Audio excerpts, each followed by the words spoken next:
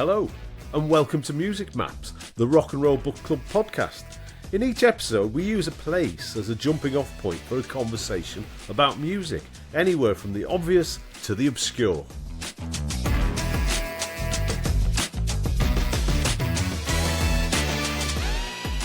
So I'm on tour again, I'm by myself. I'm not with Mark today, he's on holiday. And I'm up in Stockport, and I'm talking to former drummer of The Fall, Simon Wolstencroft, also known as Funky Si. So he was a member of The Fall for 11 years. Should be given a medal for that, I think. Joined in July 1986, so hello, Simon. Good evening to you, Si. Nice to be here. Thank you for coming up out to Stockport. Pleasure. It's a pleasure. So we'll get started. So when did you first hear The Fall? Somebody at school was bringing in singles, so I didn't really listen to them. It wasn't until This Nation's Saving Grace where I really took notice of the band. When I was hanging out in Hume, just outside of Manchester, Carl Burns was one of the Fall drummers. He was kind of coming round and he used to play the album. I thought it was fantastic. After Johnny Marr had got us in touch with a guy called Andrew Berry, who I mentioned on a previous episode, who was a hairdresser, and he was starting a band up called The Weeds. And I was hanging out with Andrew in Hume, and we got invited on tour through Carl Burns, really. Although Andrew was cutting Marquis Smith's hair in the Swing Salon under the Hacienda stage. So that's how that came about. And we hired a little van from Salford Van, I should say. Went to London, we went to Scotland. It was absolutely brilliant. And after the gig at the Harleston Mean Fiddler, I think it was, we wanted to get rid of Carl Burns, my predecessor, and said, hey, Cock, could I have a word with you? I said, what? So let's just go and sit in the van, eh? And he said, I'd like you to join The Fall on drums. How do you feel about it? So this is a Salford Van hire transit van? Yeah, outside the Harleston Mean Fiddler. And I said, as long as I have a contract. Because at the time I was a trainee chef working for Greater Manchester Council, cooking egg and chips for some truck mechanics. So he said, I'll pay you what you're earning now. And he wrote it down on the back of an Embassy cig packet, his favourite brand. And mine too at that time, the little short stubby ones. And I thought, what am I going to say to the lads, the Weeds, we were a good band, a garage band, and we got played on John Peel, I think. We had a single called China Doll. It was a great, exciting time. We used to, hang out in Hume and drive round in a Triumph Dolomite. I think you another one. Had you toured with other bands like Felt and Strawberry? We did play with Felt, yeah, with Martin Duffy. I don't know where that was. We did a few gigs. So basically I said, I'll take the job, Mark. I said, come round to my house on Monday morning. We'll sort it out. So I did. So what's this meeting like? It was great, and he was very accommodating, and we had a whiskey, and we had a big fish tank there. I remember that bubbling away, with the air bubbles, where he used to keep his money, his cash at the back of it. It was in Prestwich. It was a semi. He was living there with Bricks. I got on with Bricks really good. And, he took us up to the pub at the end, the Woodthorpe there, which absolutely, he loved it there. It was one of his local red banquette seats. The guy, the landlord, I think he was called Fred, like Fred out of Coronation Street. Do you remember him? In the early days, when Hilda Ogden was still in. Right, no, yeah. Before my time. Anyway, he was dead rude to everybody, and Mark loved this. Right. He'd sit back and people would come in asking for wine or whatever. And it's where we actually shot a video, Ghost in My House, next to the Woodthorpe in Prestwich. It's a gastro pub now. But I really got on with Mark. And my mum actually dropped me off one day. I don't know why that was. But afterwards, she said to me, he's a real gentleman, Mark. So he could turn it on. He could totally turn it on, yeah. Certainly in those days, 1986. So this was a fairly easy decision, I assume. But the Weeds had the chance to sign for Factory. They did, but Andrew Berry, being Andrew, said, no, we're only going to sign to EMI. Did EMI ever come close? No, they didn't. And they ended up putting some stuff out, although it wasn't the Weeds then, it was Andrew Berry solo on Bend Sinister Records, the label that Mark set up, using the money from Phonogram, I think, to get things going. So you leave the world of catering behind. Yeah. Was there any criteria for joining in Mark's eyes? Anything he's looking for in a... People say that he doesn't want any musicians. I think they don't want anybody too fancy or too well-read musically wise. Someone who's not really a fan of the band either. something he'd be looking Yeah, at. preferably. So he doesn't want a massive Fall fan. No, but I think look, years later, I think that I like the fact that I went to Altrincham Grammar School and he was a kind of grammar school boy as well. I really think that's true. You know, I would be his wingman and we'd go out together when the rest of the band would go their own ways and Bricks would stay in with Marsha, who was on keyboards, and we'd go and paint the town red. You know, we had some great fun. Did you ever find out why he decided to move on from Carl Burns? I think he just got... no, I don't know why he did that. But Carl... He came back a few times. He did, much to my dismay. I don't like having two drummers, if I'm honest. It's a difficult one. Well, I just like to be in control and, you know, drive the truck down the roads. So the first track you work on is Hey Luciani with Ian Brodie. It was. Amazon Studios, Liverpool. Mark just wanted me to give him a lift in the Triumph Dolomite, which we call the White Chariot. When we were in Scotland, he actually said, "Look at you, you look like the Furry Freak Brothers." We're all smoking spliffs out the back window. They were behind us in a van. So, I think he just wanted me to be on the record, you know, literally, with the Fall, and I recorded the middle eight of Hey Luciani with Ian Brodie, who I saw not long ago in Stockport. Laid up here the other day, and lovely lad. And he of course, he did a lot of Kurious Oranj work. Yeah, we know Ian Brodie a little bit, yeah. Yeah, a little I'm bit. friends with his son. Oh, yeah. I know them a little, yeah. Riley. Yeah, Riley. So Ian's been to us. He came to us last year. Oh, did Launch of his book. Oh, We've God. had him in. He's produced an incredible amount of stuff over the years. So, what about this first gig? Folkestone, Leeds, Cliff Hall. Folkestone, Leeds, Cliff Hall. I'd had an audition before that in a club in Manchester called the Boardwalk, great club, which we used to go to as a, you know, pre-hacienda. Where Oasis used to rehearse. Yeah, loads of people, Swing Out Sister, and Spiral Carpets. Happy Mondays, they were all down there. An old converted church school. So we had a big Dodge truck, fur-lined. The guy called Colin, who was driving it, who looked like Slash out of Guns N' Roses.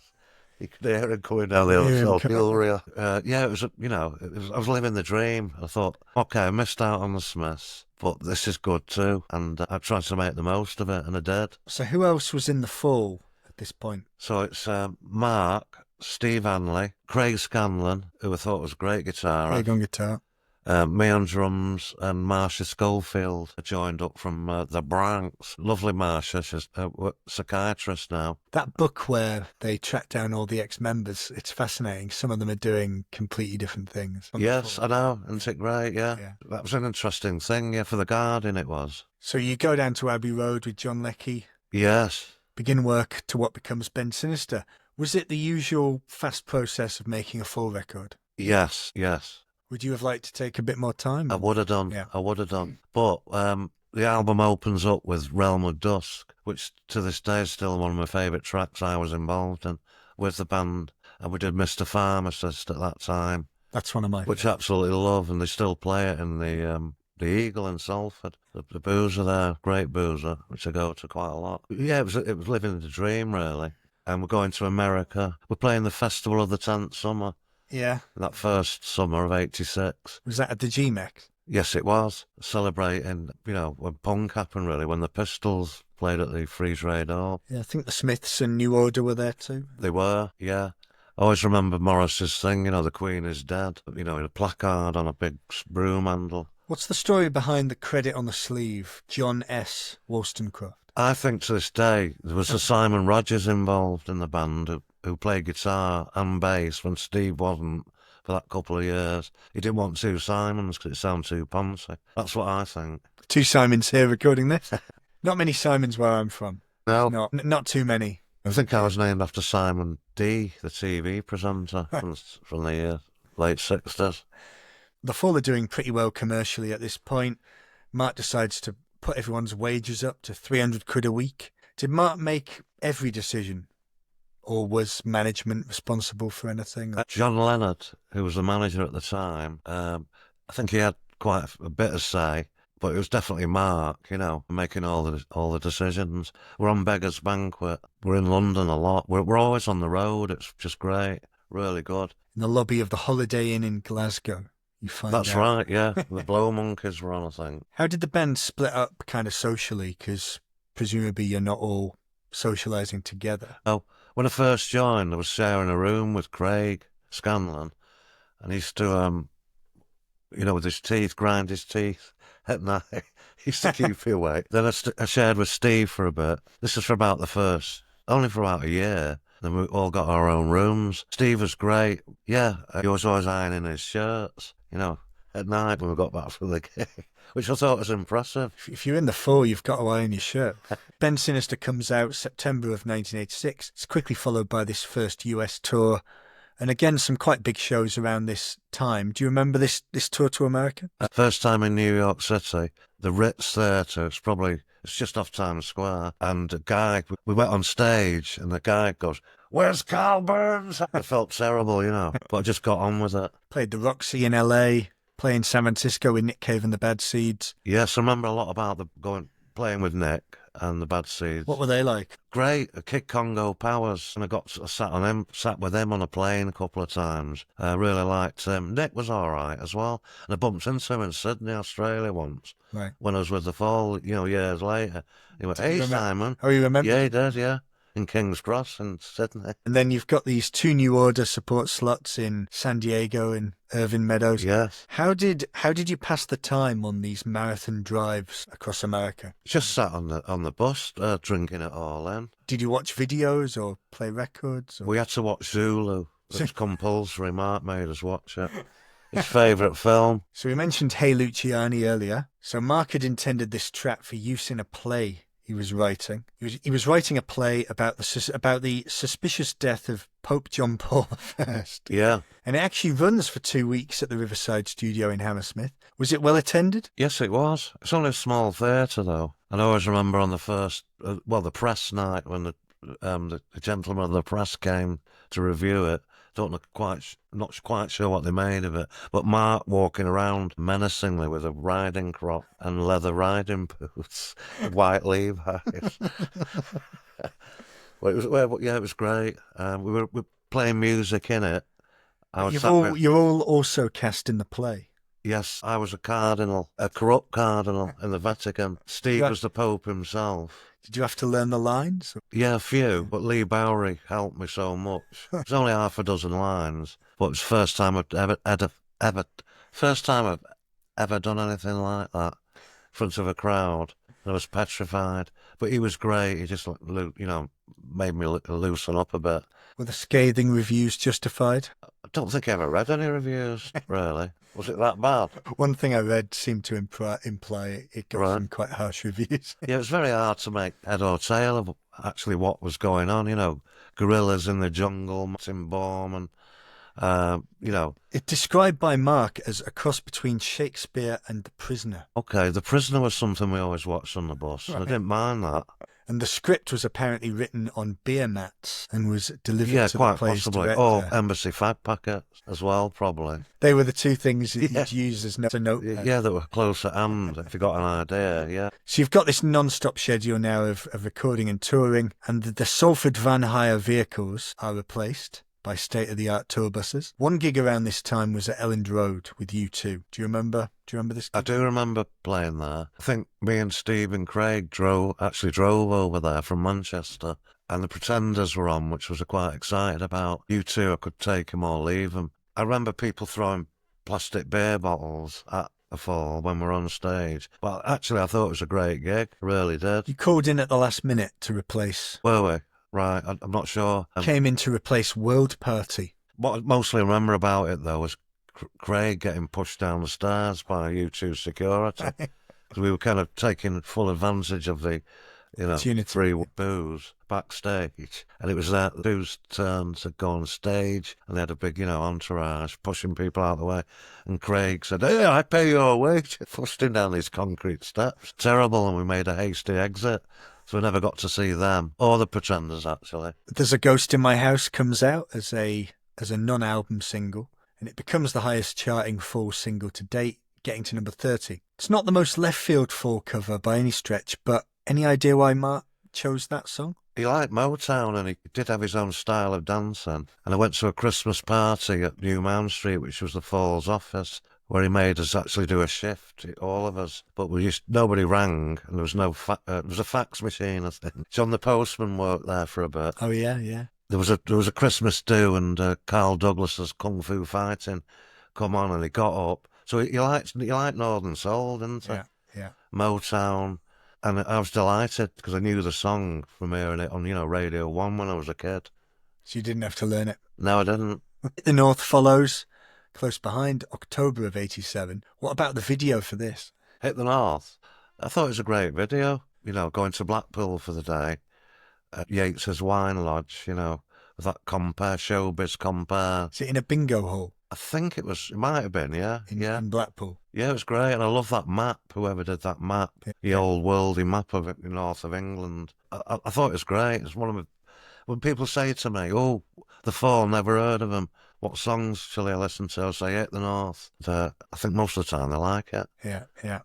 It's one of the more accessible ones, for sure. Yeah. So The Fall are touring regularly, touring Germany, and you play a gig with Nick Cave in Hamburg. It's in a riot. Do you remember what happened? I think it was oversold, the gig, and there was a lot of bonfires outside and people throwing, Molotov cocktails, I think. There's a petrol station right near it. I remember that much. But we love going to Germany.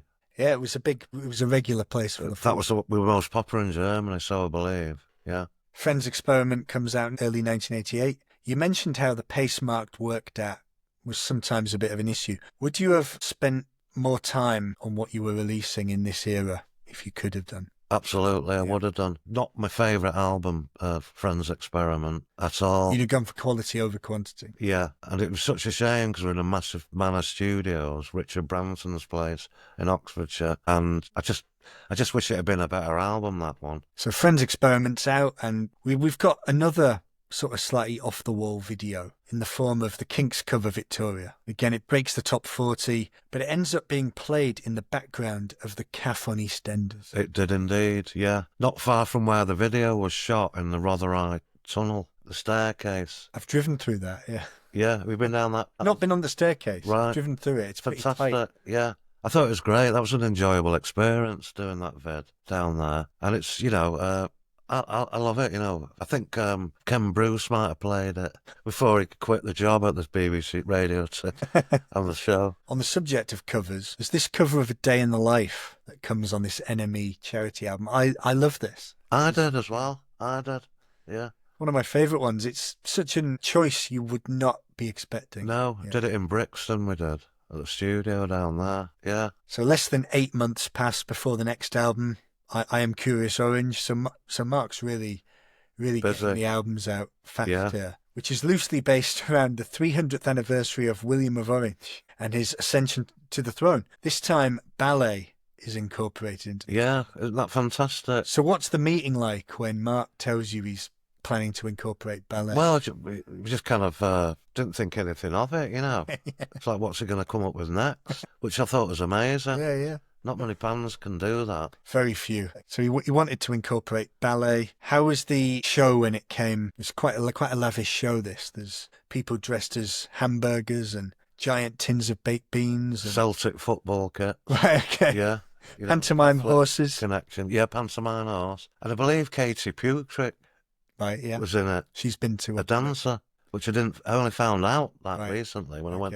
Yeah. She's done a couple of events with us, so we know her as well. Great singer, her. Yeah, she plays with Glenn Matlock. I went to see the show, the Iggy and the Stooges. Yeah, brilliant. Was it good? Very good, very good singer, yeah. Yeah, it was. Yeah, she came to our Glenn Matlock event and then she interviewed someone with us after that. So yeah. Yeah, so this is a pretty off-the-wall event. You've got Houses of Parliament backdrops and all kinds of things, but it tours 3 cities and then a 2-week run at Sadler's Wells. Yes. Has any other band ever done a 2-week run at Sadler's Wells? Not that I'm aware of. But that was an eye-opener, down there. We had lodgings in Earl's Court, I think. We used to drive down. We had the Monday off and possibly the Sunday, so we used to drive home after the show on Saturday. Yeah, it was great. A guy at Dex's Midnight Runners, Kevin Rowland. Oh, Kevin Rowland, yeah. Spotted him at the bar, at a pub next door. I think it's called the Sporran, possibly. And was it well attended again? Pardon? Was it well attended? Yeah, it was. Yeah, every night. Are you your fans, or was there other people? Other people, from the theatre or from the theatre world, yeah. Yeah. What do you think they made of the Fall? I'm not sure.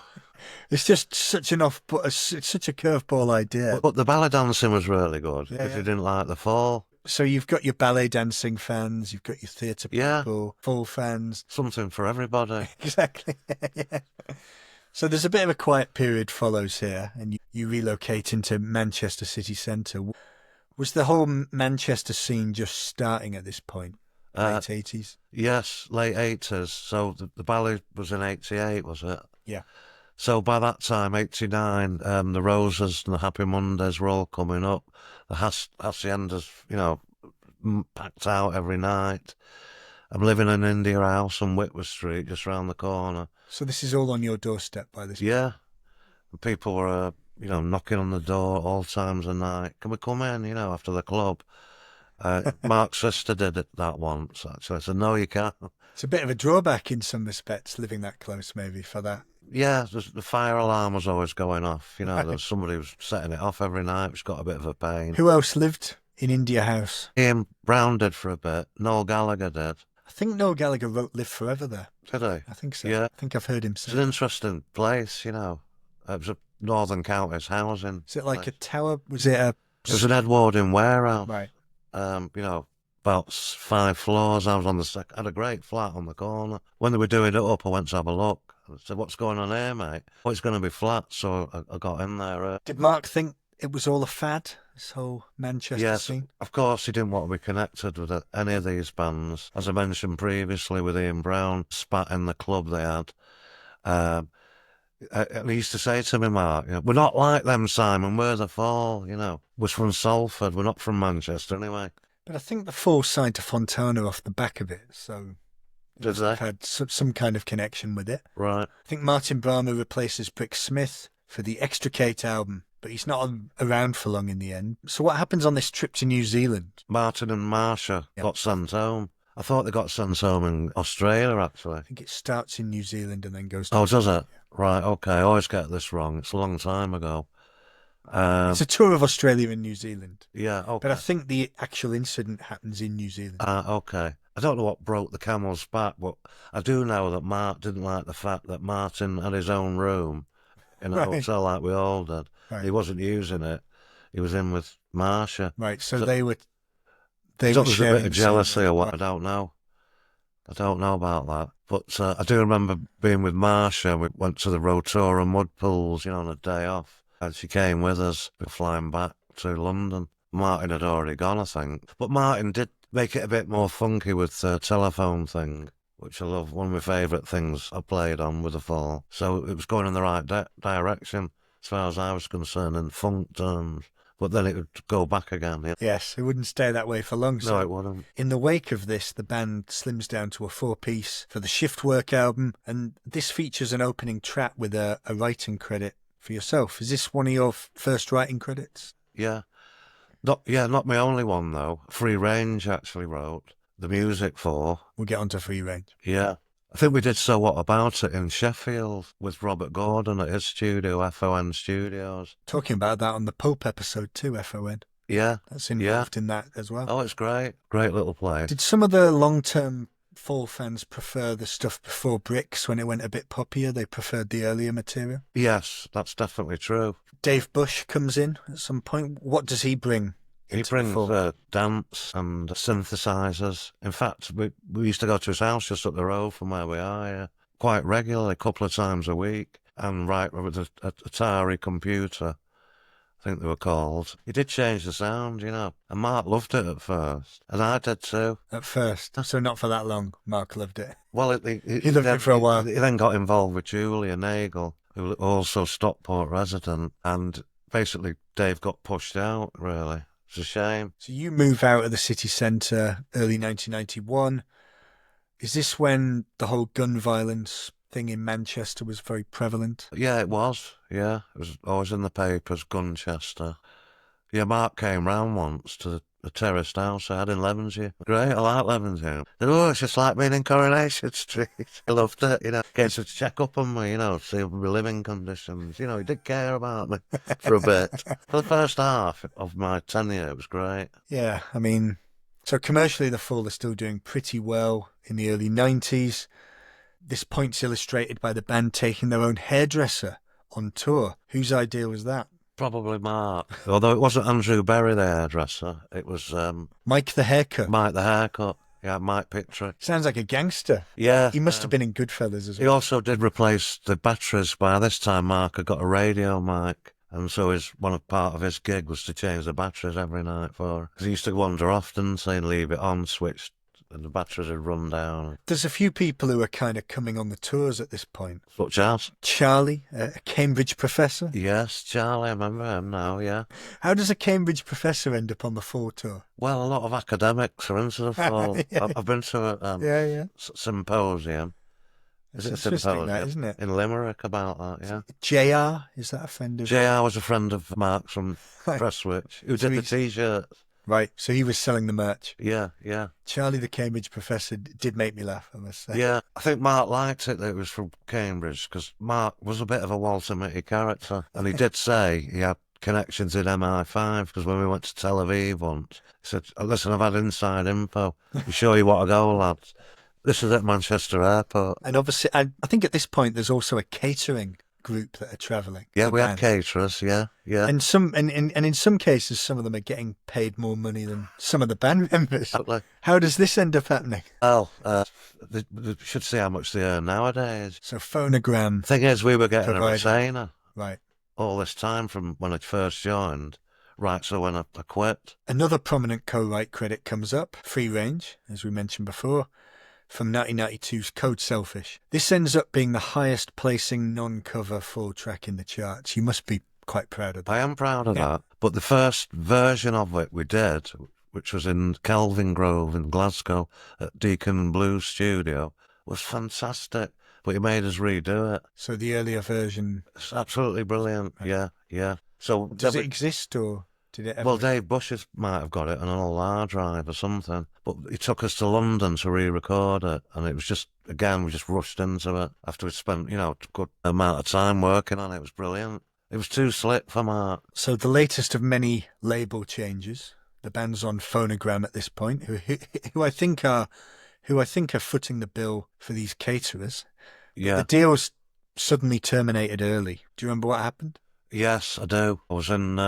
We were in Sweet 16 Studios in Rochdale, and a fax came from Phonogram saying, listen, we want to hear the demos before you continue. And Mark said, who the hell do they think they are? I'm not doing that. How dare they? So he just told them to do one, But they end up on Permanent Records, which is part of Matador, which is in turn part of Atlantic. So it ends up commercially, actually. In the short term, this really works out, because the next album, Infotainment Scan, reaches the top 10. Yes, it did, yeah. One of my favourite albums, that one.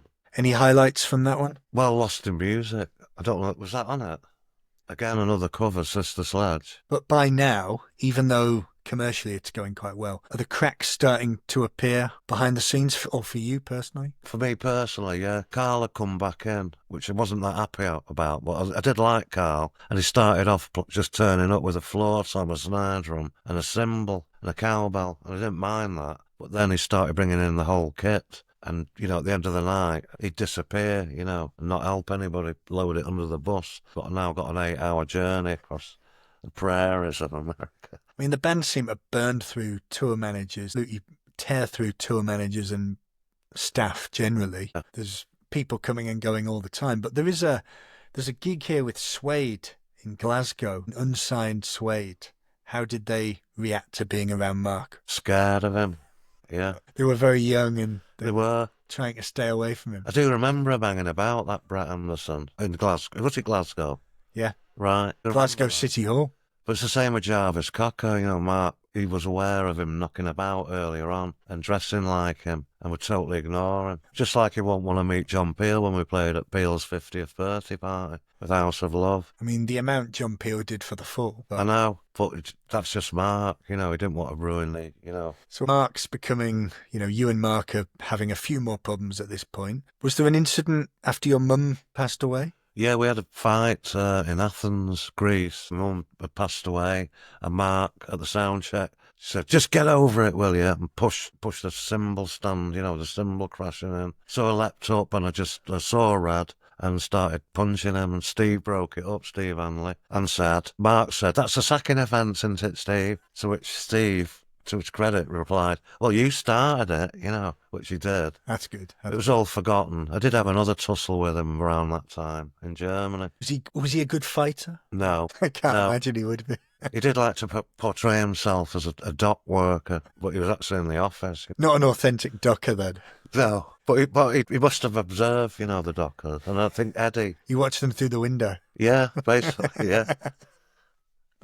So there was a chance to have a couple of support slots here with Nirvana for their European tour, but it doesn't end up coming off. Do you remember anything about what happened? Well, we were again at the Roxy, one of them clubs on Sunset, playing, and Courtney Love and Kurt Cobain himself tried to get on the bus, and Steve came back and said, "Kurt Cobain's here, he wants to get on the bus." Yeah. And Mark said, "Tell him to piss off." And they were sort of stood by the front of the bus with the door open. We were all in the back after the gig. And anyway, he wanted us to support them, but unfortunately, he wasn't around long enough to see that happen. So would it have happened? I think Mark would have done it.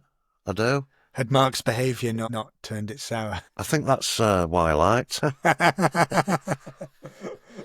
I'd love to know what Kurt Cobain thought about that. Well, I think he would have liked it.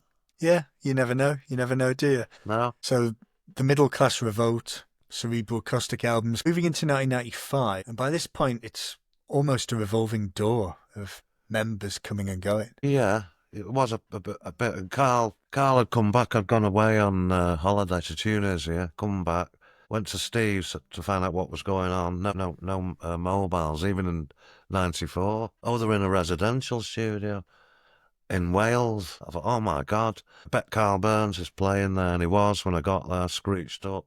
Found him, caught him red-handed, and he got up gingerly, apologetically. It was Mark told me to do it, so I liked him, so it didn't matter with Carl. In fact, when he was in the group, when I was in it, going around America, I used to hang out with Carl by that time, in the early 90s.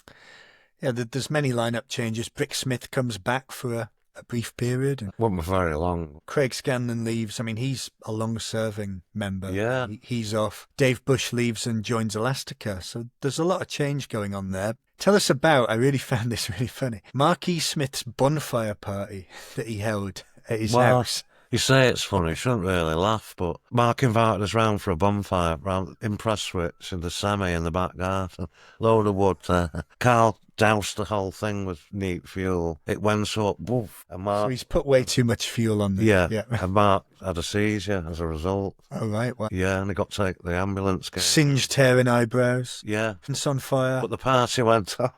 Carried on without him. We did. He was taken away in a wheelchair with a blanket wrapped around him. Yeah, he was. Like he was when we were recording down at Jimmy Page's place. What was that? Which album was it? Extricate. He had a funny turn then. They took him away, an ambulance. Yeah, it's sad, really. So when do you first find out about this HM Customs and Excise bill that's owed by the band? Well... this becomes quite significant here. It does, yeah. My decision to get out, really. He said basically the VAT have been on our case, and Steve, Hanley and I and Mark were the partners in the fall after all these changes. So yourself and Steve were made part of the company? Yeah. How long before had that happened? Probably a couple of years, maybe 3 years, maybe more. And he set a pension up for us, for me and Steve, and we had private health care. And he said, yeah, I've got this thing here, and don't worry though, we're going to sort out an agreement with them and pay it off, on the drip, so to speak. But of course he didn't, he pissed his money up the wall. And then there's people coming around to my house, trying to serve papers on me, take my car off me.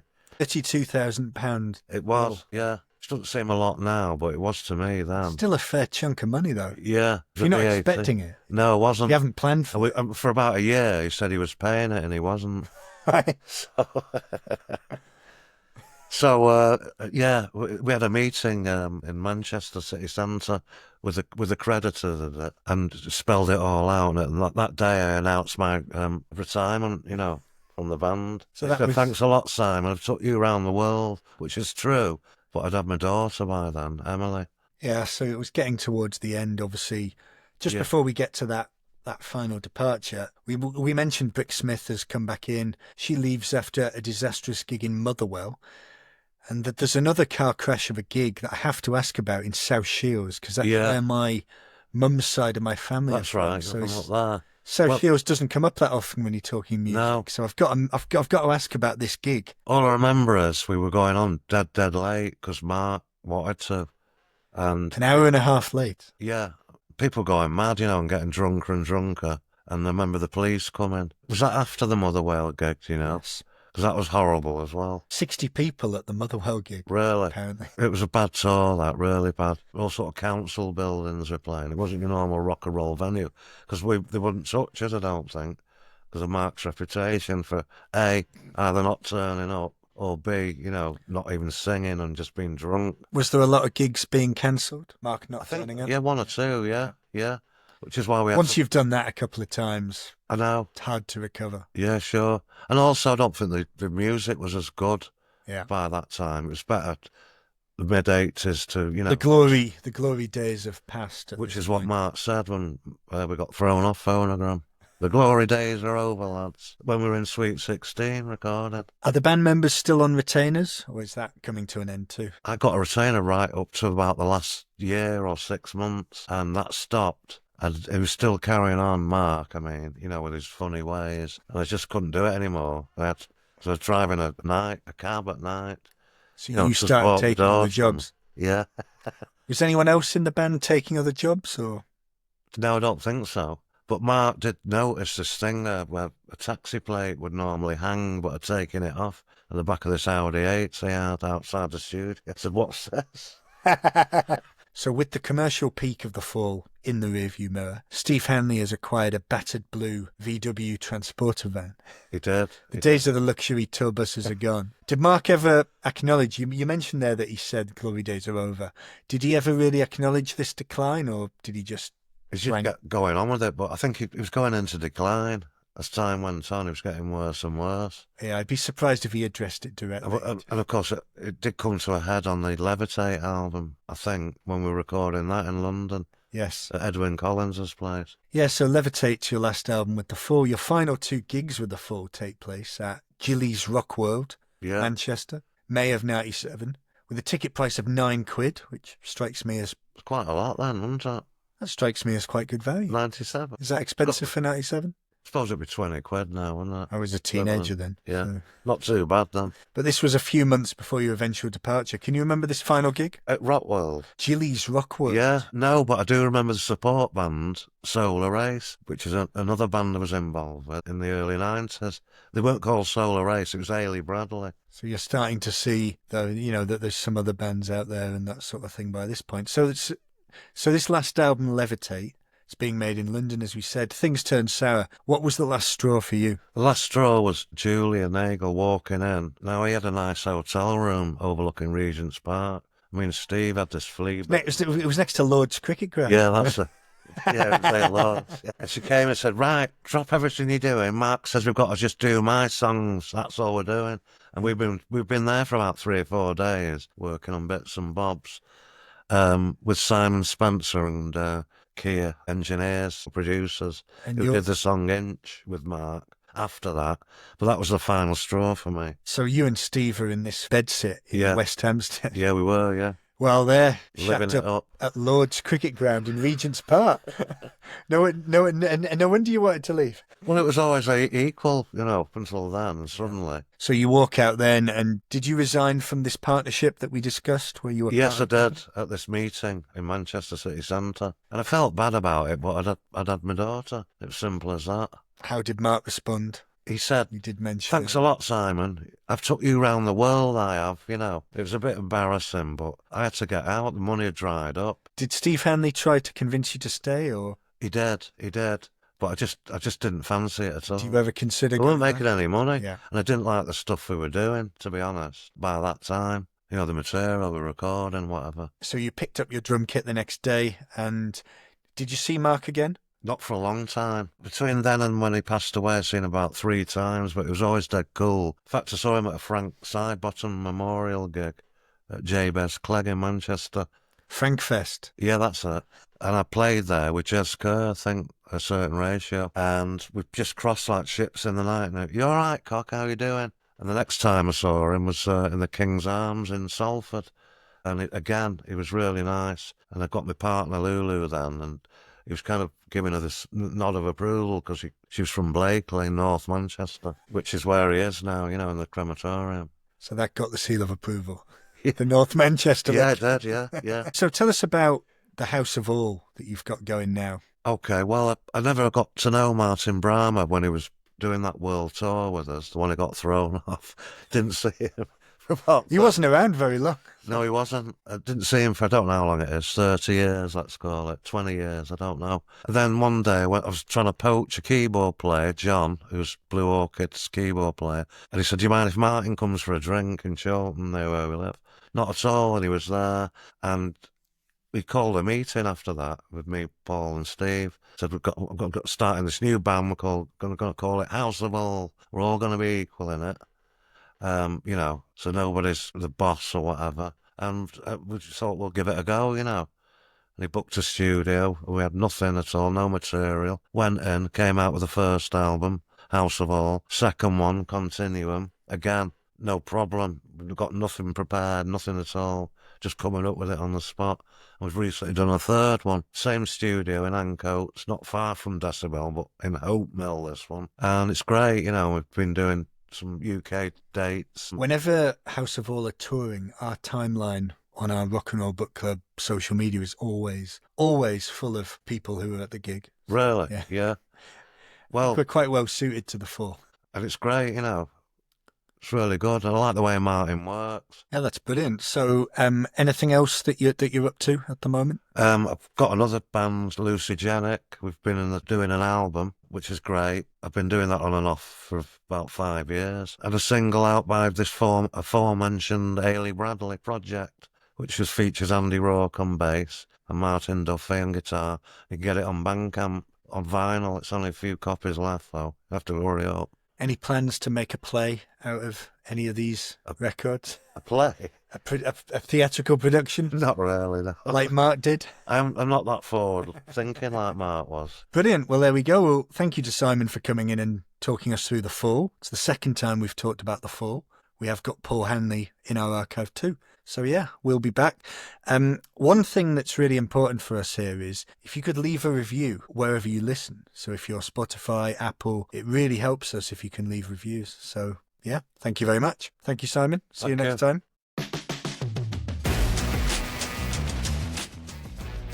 So Mark, unfortunately you were not at this recording, which is a shame because this is right in your wheelhouse, Manchester and the fall and all that kind of stuff. But you still have to face the true or not 3 questions every week. So Simon's dad was a doctor. Was an ex-patient of his fellow X4 member Mark Riley. True or false? True. Yeah, this is true. What a coincidence. But the thing is, there were so many ex-members of the Fall, he was bound to have come across one of them in his career as a doctor. I mean, there was about... Proximity. I don't know why. Actually, I could be wrong about this. I was thinking, aren't they South Manchester, though? Isn't this kind of Altrincham, Wythenshawe area? I don't know why, and apologies, Mark Riley, if I've got it wrong, but I thought you were from down that neck of the woods. But anyway, yeah, that was my thinking. Did Marquis Smith once tell Simon that MI6 had tried to recruit him?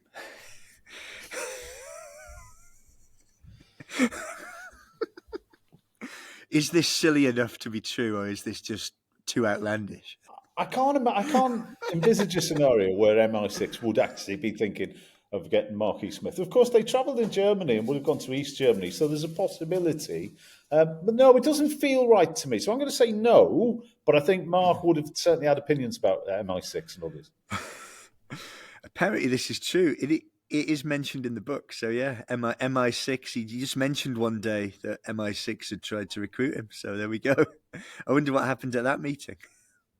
Someone else with a connection to the Smiths is Coronation Street actor Kevin Kennedy, famous for the iconic role of Curly Watts. Of course, he played in a band with Andy Rourke and Johnny Marr, the Paris Valentinos.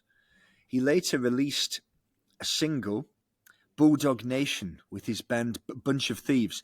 Did this come out on MCA Records, RCA Records, or Factory Records? Well, I know it wasn't Factory. Too obscure even for Tony. It's improbable. RCA, isn't that Elvis? And but I don't know. It doesn't seem MCA. Didn't we speak to someone recently? And MCA were the runt of the major label litter. So I'm going to say MCA. RCA is the correct answer, which is No kind of way. incredible, really. Was Bowie on RCA? Apologies, Bowie fans, for not knowing this, but it was certainly Elvis, wasn't it? Yes, of course. Elvis is one of the famous ones from in the past. Today there's SZA, Justin Timberlake, Britney Spears, many others. So yeah, there you go. I think Kevin was in pretty good company there. What do you reckon? Doesn't sound like the heyday, does it? Well, maybe there's a story there. I don't know. Apologies to Kevin Kennedy and Curly Watts. Huge fan of Curly Watts, so I've got I've only got good things to say about Kevin. One of the iconic characters of my childhood, in the era when everyone watched EastEnders and Corrie at 7:30. In that era, Curly Watts is one of the most instantly recognisable people of my entire childhood, I think.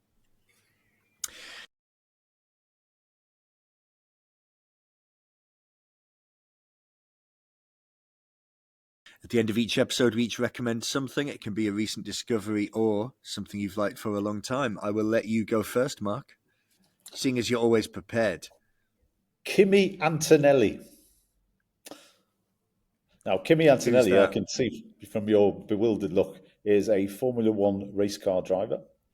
He is driving for Mercedes, and he's 17. So he's a rookie. It's his first year in Formula One, but he's a very exciting prospect. And he's right. He's in a very good car with a very good team. And yeah, he's doing okay. He's holding his own. So he's very exciting, I think. So Kimi Antonelli. I'm going to recommend something. So there is a recently released Tom Petty and the Heartbreakers have recently released something on Disney Plus. So this is a documentary that was made by Cameron Crowe in, I think, 1983, and it never came out. And they finally put it out onto Disney Plus, and I've been watching that. But it's called Heartbreakers Beach Party. So you should look this up. But also, anyone interested in that band, the Peter Bogdanovich documentary, Running Down a Dream, 4 hours long. One of the best music documentaries ever. So all about Tom Petty and his fantastic career. So that's mine. I don't know anything about Tom Petty, but I do know you've been speaking about him highly for quite a while now. And as often happens, various other strands. I've been picking up stuff. In fact, Gerard Mankiewicz talks about Tom Petty. Andrew Loog Oldham. Andrew Loog Oldham talks about him in glowing terms. So I'm going to check that out. Because I must admit, apart from those singles that I would have heard in the 80s, 90s, I don't really know much about him. If you listen to Tom Petty's greatest hits, I'd be willing to bet you would know almost every chorus on that record. Well, I'll give that a go, and I'll let you know in a future episode if that's true. He's a bit like Paul Weller in that Paul Weller's got a huge reputation in England, not as big in some other countries. It's a little bit like that with Petty, where in America he's held in the same regard as Neil Young and Springsteen, but in England his reputation isn't quite as big. But I mean, just the best band. I mean, they've just got Mike Campbell on guitar, like pretty much my favourite guitar player of all time. He's got a book just come out. You should look that up too. Ben Montench on piano, just a wizard, just a genius. Played with everyone from Cash to Dylan to just one of the most in-demand musicians in the world. And they've got Stan Lynch on drums, just the best rock and roll drummer ever. So just man for man, they're one of those bands a bit like The Band, or one of those bands where every member is just absolutely amazing. So yeah, have a listen to them. The best guitars, the best choruses. Yeah, fantastic. Big thanks to Funky Si for coming back on the podcast. There was a review when he first appeared, and it did say, great podcast, enjoy going through every episode, Shame some of them can't be longer. Funky Sigh, for example, could have been 3 hours. Well, we haven't quite done 3 hours, but we've got to 2 and a bit. So there you go, reviewer. It's our second episode on the full, remember. We do have Paul Hanley in the archive, so you can go back and look up to that, full fans. Indeed. But yeah, big thanks to Funky Sigh for coming back and spending time with us. Just to say that Funky Sigh, Simon Wolstencroft's fabulous book, You Can Drum, But You Cannot Hide, is through Root Publishing.